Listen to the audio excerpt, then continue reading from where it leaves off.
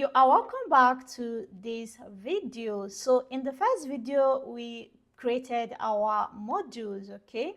We built the modular structure for our project, okay? So right now, let's get into it by first creating our S3 bucket, which is where our Terraform state file is gonna live. So coming to Terraform registry, we want to start by adding our provider, okay? So you can copy yours from here. I already have a version I have in mind to use. I want to use 5.79. As you can see, this is the latest version they have here. I'm just gonna open the backend. Inside the main.tf file, I want to add what I have, okay? So this is the only difference here is the version I want to use, okay? So 5.97 version, okay? So the region I would like to use is US East 1, right? So this will be our provider. And the next resource we want to have here is our S3 bucket resource. So I'm going to add the resource configuration for our S3 bucket.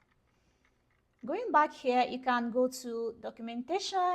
I'm assuming you already know how to get this stuff, but for the benefit of those that may not know, just type AWS S3 buckets.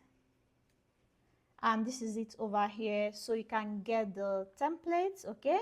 This is where I got mine. All right, so for my S3 bucket, I want to give it a very unique name, okay? So because it's a global resource, you really want to choose a name that is very unique. So I'm just gonna use practice EKS install bucket on one, whatever, you know. Okay, great. And that'll be it for our S3 bucket resource. So with this resource, we can create our S3 bucket where our Terraform state file will live. So let's create it already before we go ahead to the next one. So I'm just gonna open the integrated terminal, and I want to cd into the backend folder, okay? So first of all, let's initialize this, okay? Terraform init.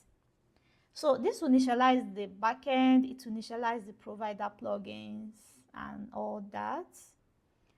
Great, so Terraform has been successfully initialized, okay? So at this point, I'm gonna run Terraform plan for us to preview the resource we want to provision.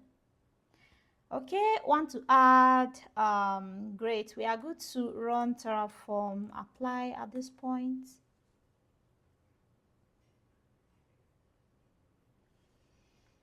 Okay, so I'll enter yes, I want to deploy the S3 bucket. So it is now creating.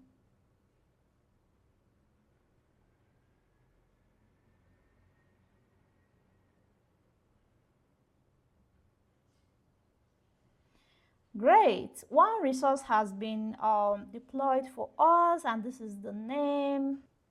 So let's confirm that our bucket was deployed successfully. So this is S3 resource or service. And then this is our bucket, okay?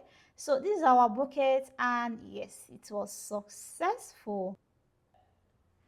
So in the next video, we'll be adding our S3 native state locking. I'm pretty sure you want to see how S3 can actually lock our Terraform state file. So I'm going to see you in the next video.